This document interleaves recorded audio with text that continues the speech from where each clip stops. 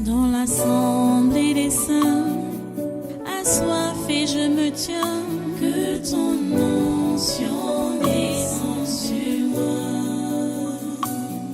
Conscient que mon destin est dans le creux de ta main, que ton onction descende sur moi. Je suis disposé, assoiffé, que ton onction descende sur moi. Je suis disposé, assoiffé, que ton onction descende sur moi.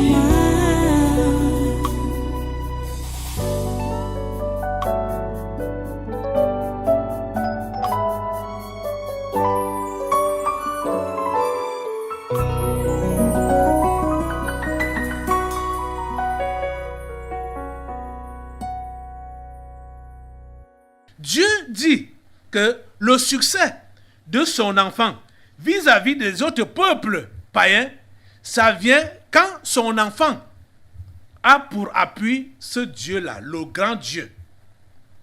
Donc, les dirigeants africains doivent comprendre qu'ils doivent d'abord quitter les sectes des Occidentaux là et qu'ils doivent se tourner vers le vrai Dieu. Je vous dis, ils se tournent vers le vrai Dieu. Dieu a fait cette promesse. Ce n'est pas pour s'amuser, c'est la vérité. Quand il a dit que si tu obéis à la voix de l'Éternel ton Dieu, en observant et en mettant en pratique tous ces commandements que je te prescris aujourd'hui, l'Éternel ton Dieu te donnera la supériorité sur toutes les nations de la terre. Dieu n'exagère pas. C'est ça qu'il voulait dire. Et il a bien réfléchi avant de le prononcer. Tout dirigeant africain qui peut faire confiance à Dieu et qui peut décider de lui obéir, il a décidé aussi de mettre son pays au-dessus des puissances occidentales. Je vous assure, c'est la pure vérité. Et Dieu ne s'arrête pas là, il dit, voici toutes les bénédictions qui se répandront sur toi et qui seront ton partage lorsque tu obéiras à la voix de l'Éternel ton Dieu. Vous voyez, ton Dieu te donnera la supériorité sur toutes les nations de la terre. Toutes les nations de la terre. Ces histoires qu'on appelle aujourd'hui les grandes puissances, ce ne sont pas des grandes puissances. Elles ne sont pas des grandes puissances. Et nous voyons leur moralité. Moralité, c'est une moralité satanique et sataniste. Comme ce que vous avez entendu le président américain dire à la tribune des Nations Unies pour interpeller le Cameroun à légaliser l'homosexualité, le lesbianisme. Vous voyez, c'est quelle mentalité là-bas?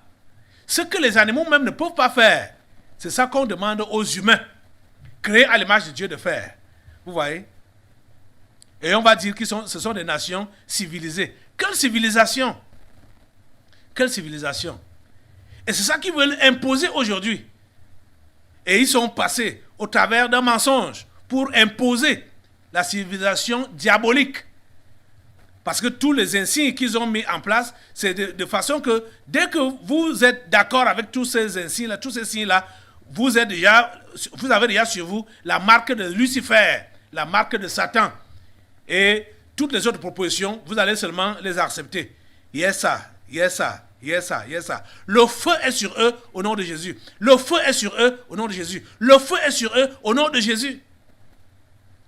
Et toi, chrétien, tu ne dois pas avoir...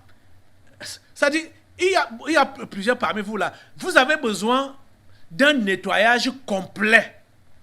Un nettoyage complet. C'est-à-dire, vous videz entièrement de tout ce que vous avez entendu, des faux milieux là, des mauvais milieux là, pour prendre la parole de Dieu et la mettre en pratique. C'est le chrétien qui est l'espoir de son peuple ou de sa nation. C'est le chrétien. C'est pourquoi je vous encourage à ne pas baisser les bras. Je vous encourage à tenir ferme. Je vous encourage à balayer du revers de la main toutes les histoires que vous avez entendues chez les faux prophètes là, les faux pasteurs, les faux prédicateurs qui vous ont promis ciel et terre sur cette terre, mais en vivant dans le péché, sans repentance. Ça, c'est des fausses promesses. Ça ne donne pas, ça ne cadre pas. Et quand Dieu te promet, je reviens là-dessus, quand Dieu te promet la bénédiction, ce n'est pas pour cette terre uniquement.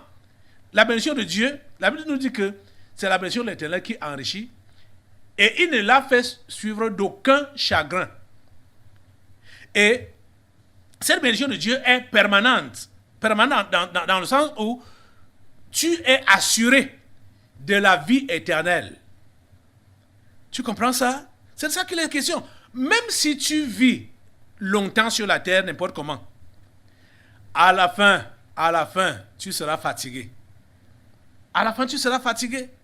Parce que je ne sais pas comment tu pourras jouir de la vie sur cette terre jusqu'à te rassasier, à ne plus avoir à jouir de la vie. Au fur et à mesure que le temps passe, tu vois même qu'il y a certains désirs s'en vont. Certains plaisirs, tu n'as plus... certains désirs de certains plaisirs s'en vont au fur et à mesure que le temps passe. Tu vois un peu? Donc, et au fur et à mesure que le temps passe, le corps se fatigue. Le corps se fatigue. Ce corps se fatigue. Parce que Dieu a limité ça. Auparavant, les gens avoisinaient les 1000 ans sur la terre. Mais aujourd'hui, si tu arrives à 80, tu es parmi de ceux-là qui ont battu le record. Ouais, 80 ans. Tu es parmi ceux-là qui ont battu le record. Donc, et déjà, quand les années commencent à s'avancer comme ça, là, on est fatigué. Et donc, ce n'est pas la vie sur cette terre que Dieu nous promet. Dieu nous promet la vie éternelle. La bénédiction qui dure. La vie éternelle auprès de lui. Vous comprenez ça? Je vous assure que si je n'avais pas cette mission, cette noble mission, j'aurais déjà demandé à Dieu de le rejoindre depuis longtemps. Parce que vous voyez, tout ce qui se passe ici sur la terre, ce n'est pas agréable. Mais nous autres chrétiens, si Dieu nous permet donc de rester ici sur la terre, c'est pour que nous puissions arracher de l'enfer ceux-là qui s'y dirigent. C'est pour cela que nous sommes là. Ce n'est pas pour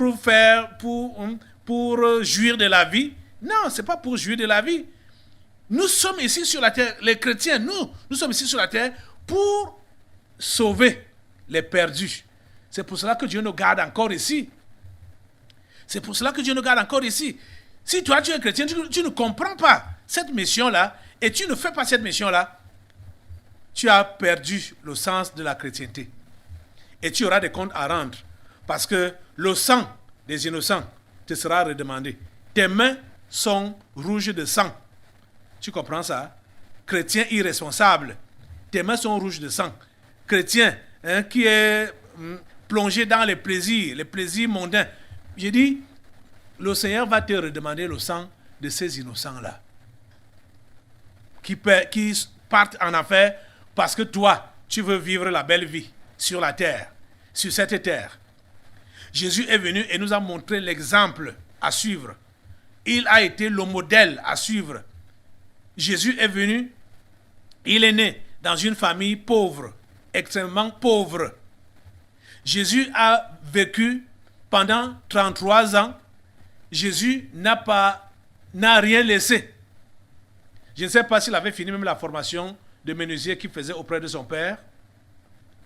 Il n'a pas laissé de femme, pas d'enfant, pas de maison, pas de lit, pas de matelas. Jésus n'a rien laissé. Les quelques habits que Jésus avait, c'est ce qu'il portait tout le temps, qui était sur lui. Donc, quand il a été arrêté même, c'est les militaires qui l'ont crucifié, qui se sont partagés ces habits-là. Voilà tout ce que Jésus-Christ avait. Voilà tout ce qu'il avait. Mais il est venu avec un message, le message de la réconciliation, pour réconcilier les humains avec Dieu. Et Jésus nous a laissé ce message-là, le message de la réconciliation. Toi qui es chrétien, comment est-ce que tu es embarrassé par les choses de cette vie, les choses du monde, où tu es seulement focalisé sur ton avenir, l'avenir de tes enfants. Tu focalises rien que sur les choses de la terre. La Bible nous dit que le ciel et la terre, ça va passer. Ce monde va passer. Ses plaisirs vont passer. Tout ça va passer. Mais c'est celui qui fait la volonté de Dieu qui va demeurer éternellement. Ne comprends-tu pas ça? Ne comprends-tu pas ça? Est-ce que vous lisez même votre Bible à tête reposée pour comprendre les conseils de Dieu? Si vous lisez votre Bible à tête reposée, je ne pense pas que vous serez embarrassé par les choses de cette vie, comme vous l'êtes à l'heure actuelle. Vous comprenez ça? Dieu fait les promesses. Quand Dieu promet même de bénir, ce n'est pas pour que tu puisses montrer à tout le monde autour de toi combien tu es béni, comment tu es arrivé, comment tu es au sommet. Non! C'est pour que tu sois une source de bénédiction, que tu aides les autres à sortir de leurs difficultés, à sortir de leurs problèmes. C'est pour cela que Dieu te bénit. Tu comprends ça, chrétien? Tu comprends ça? Oh mon Dieu. Que le Seigneur t'aide à comprendre. Que le Seigneur t'aide à comprendre. Ce monde est en difficulté, vous le savez très bien. Ce monde est dans le trouble, vous le savez très bien. Mais, plusieurs parmi vous, vous avez préféré garder le cœur tortueux, le cœur tordu. Le cœur tordu. Soit à cause de votre milieu qui vous a... parce que tout part par les enseignements, la doctrine. Parce qu'on appelle doctrine, ou l'endoctrinement, c'est les enseignements qu'on reçoit, dont les propos qu'on reçoit, soit de nos parents, soit de nos instructeurs, soit de la société. Et beaucoup ne font donc qu'appliquer la doctrine, soit de la société, ou de leur famille, ou de leur religion traditionnelle, ou même moderne. Ce n'est que ça qu'ils appliquent. Et vous allez être surpris de voir que ceux qui disent qu'ils sont, certains qui disent même qu'ils sont chrétiens, les positions qu'ils soutiennent n'ont rien à voir avec les Écritures, n'ont rien à voir avec la Bible. Oh mon Dieu. Ok. Comme l'autre jour, les gendarmes étaient devenus les prédicateurs. Là-bas, la brigade, au lac. La mère de la fille qui fait des déclarations mensongères, sa fille lui fait les remontrances que maman, ce n'est pas vrai, c'est le mensonge. La gendarme dit non, tu ne dois pas dire à ta mère qu'elle ment. Anti. Et ils disent aussi qu'ils sont des chrétiens. Ils disent tu ne dois pas dire à ta mère que tu mens. Même si elle dit n'importe quoi, tu dois accepter. Vous voyez, et ils disent qu'ils sont chrétiens. Oh mon Dieu. Ça ne donne pas. La Bible nous enseigne que, enfants, obéissez à vos parents selon le Seigneur. Et il y avait une parmi ces gendarmes qui a même cité ça. Elle était même confuse dans ses citations et ses machins. Tantôt, elle dit que c'est comme ça. La Bible dit selon le Seigneur. Et tantôt, honore ton père et ta mère. Donc tu dois honorer ton père, tu dois honorer ta mère, machin. Dans la confusion, vous voyez, dans la confusion. Je vous dis la pure vérité que les religions que vous voyez là-bas, dehors, ne respectent pas les écrits ici, que j'ai entre mes mains là, la Bible. Toutes les religions que vous voyez là-bas dehors ne respectent pas ça. Et vous allez être étonnés. Mais il faut seulement que vous puissiez lire la Bible, l'Ancien comme le Nouveau Testament. Il n'y a pas de contradiction entre le Nouveau et l'Ancien Testament. Il n'y a pas de contradiction. C'est la continuité. Et Jésus même avait dit que il ne tombera aucune parole de l'Ancien Testament. Rien ne doit être mis de côté. Le Nouveau Testament, dont la venue de Jésus, est venu juste accomplir ce qui avait été annoncé dans l'Ancien Testament. Vous lisez la Bible dans son ensemble, vous avez tout le message de Dieu. Vous comprenez ça? Et c'est ça qui donne la conduite à tenir pour un chrétien vis-à-vis de Dieu, vis-à-vis de sa nation, vis-à-vis de la société, vis-à-vis de ses parents, vis-à-vis de tout, vis-à-vis de son travail. Tout ce qui concerne cette vie est consigné dans ce livre qu'on appelle la Bible. Vous comprenez ça? Vous la lisez, vous allez plaire au Seigneur et vous serez utile pour les autres. Vous serez utile pour votre nation, vous serez utile pour les autres. Ceux qui vont vous trouver comme quelqu'un d'embêtant, quelqu'un qui dérange, ce sont seulement les agents du diable. Tout vrai chrétien qui pratique la parole de Dieu est utile à Dieu, utile pour sa nation, utile pour sa famille, utile pour la société. Tout chrétien véritable qui met en pratique la parole de Dieu est utile. Vous comprenez? C'est de ça qu'il est question. Donc, toutes les histoires que vous avez entendues là, prospérité, richesse, grandeur, bonheur, machin, mariage à tout prix, luxure, brillance, tout ça là, c'est des faux messages. C'est des faux messages. C'est des faux messages. Ici sur la terre, tout cela que Dieu appelle de son côté, c'est pour qu'ils se mettent au front, qu'ils soient en train de combattre pour arracher de l'enfer ceux qui sont encore dans le monde. Donc le chrétien, c'est un combattant, c'est un militaire, c'est un soldat. C'est le soldat de Christ. Vous comprenez? Donc, toutes ces mauvaises idées-là, ce mauvais cœur que vous êtes en train d'entretenir tout le temps là, c'est ça qui vous empêche d'évoluer dans votre chrétienté et de faire la volonté de Dieu. Et la Bible l'a dit. Allons un peu, repartons un peu dans Jérémie. Jérémie.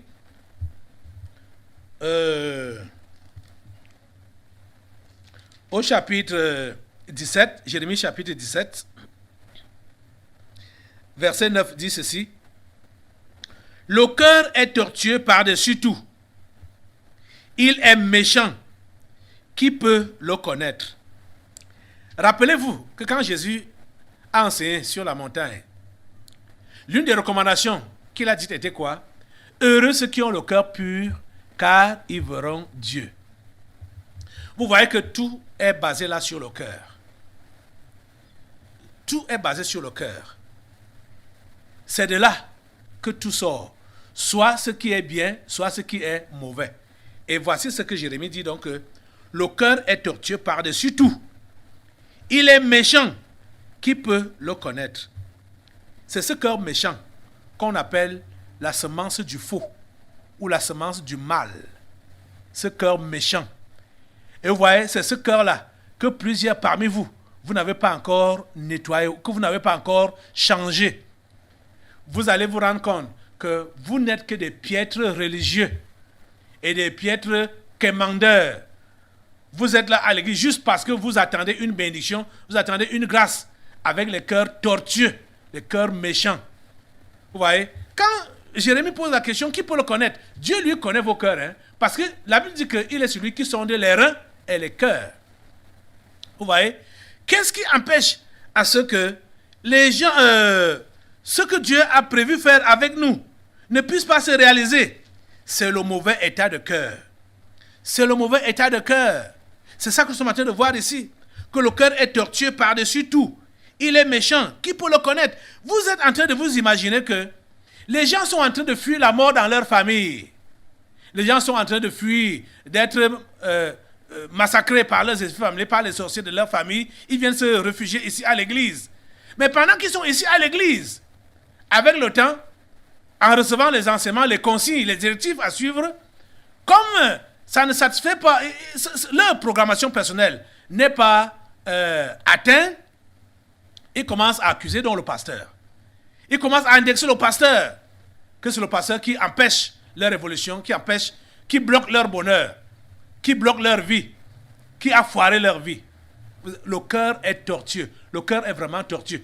Et vous allez vous rendre compte que parmi même ces gens-là, ce sont des gens qui sont à la charge de l'Église. Mais ils accusent l'Église, ils accusent le pasteur, ils accusent Dieu. Parce qu'en fait, quand quelqu'un accuse le pasteur, ce n'est pas le pasteur qu'il accuse. Il est en train d'accuser Dieu. Parce que ça, ce sont les murmures. il se plaint contre Dieu, que Dieu est en train de foirer sa vie, Dieu l'empêche de vivre, Dieu l'empêche d'atteindre ses objectifs. Pourquoi? Parce que son cœur est mauvais, son cœur est méchant par-dessus tout. Le cœur est tortueux par-dessus tout. Il est méchant, méconnaissable. Vous voyez? Changez vos cœurs. Changez vos cœurs. Dieu a fait des promesses à cette nation. Dieu a fait des promesses à cette humanité.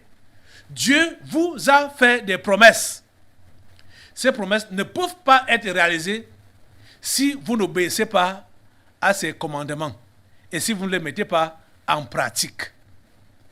Tant que vous conservez le cœur mauvais et tortueux, vous ne pourrez pas arriver là où Dieu a prévu que vous devez arriver. Vous comprenez ça? Je vais conclure en vous relisant encore, pour aujourd'hui bien sûr, ces paroles de Jérémie chapitre 18, versets 9 et 10, les paroles de Dieu, qui dit donc: et soudain je parle sur une nation, sur un royaume, de bâtir, de planter, mais si cette nation fait ce qui est mal à mes yeux et n'écoute pas ma voix, je me repens du bien que j'avais eu l'intention de lui faire. Plusieurs parmi vous qui dites que vous êtes chrétien, je ne sais pas depuis combien de temps, si vous constatez que votre vie est stagnante, et c'est une contradiction pour un chrétien de dire que sa vie est stagnante. Mais si vous constatez donc que votre vie est stagnante, ça veut dire que vous n'êtes plus dans les voies de Dieu. Vous avez abandonné ces voies depuis longtemps. Dieu ne ment pas. Ses promesses se réalisent. C'est vous qui avez tort, puisque vous avez fait recours à votre mauvais cœur. Votre cœur est tortueux. Vous avez une mauvaise semence en vous que vous devez enlever pendant ce programme. Vous devez changer votre état de cœur pendant ce programme. Vous comprenez ça? Levez-vous pour prier le Seigneur.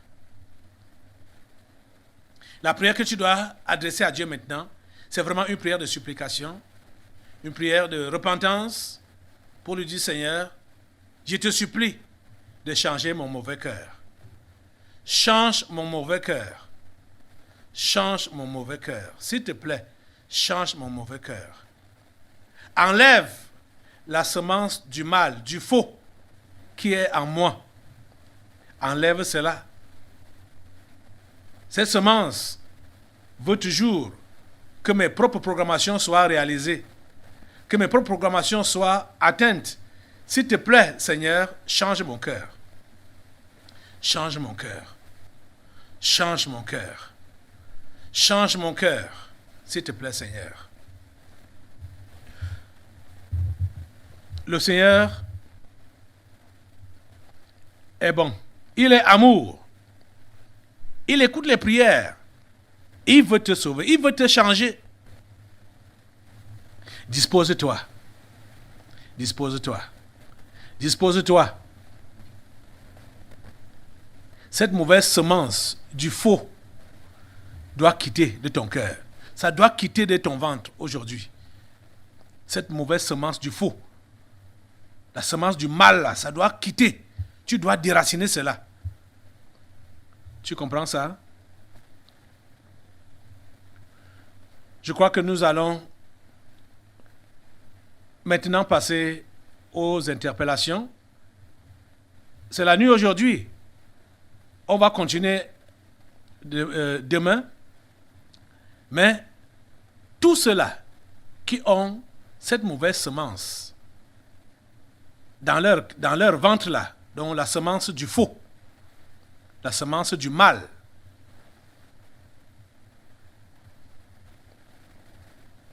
vous ne vous ignorez pas, hein, vous vous connaissez. Mais si vous avez un tout petit cœur qui va vers Dieu, il va vous interpeller pour que vous puissiez vous ajuster. Et on va passer aux interpellations avant de passer aux délivrances prophétiques. La semence du faux va interpeller tous ceux qui sont concernés. Et nous revenons pour des délivrances prophétiques. Dans l'assemblée des saints, assoiffé je me tiens, que ton onction descende sur moi. Conscient que mon destin est dans le creux de ta main, que ton onction descende sur moi. Je suis disposé, assoiffé, que ton onction descende sur moi. Je suis disposé, assoiffé, que ton onction descende sur moi.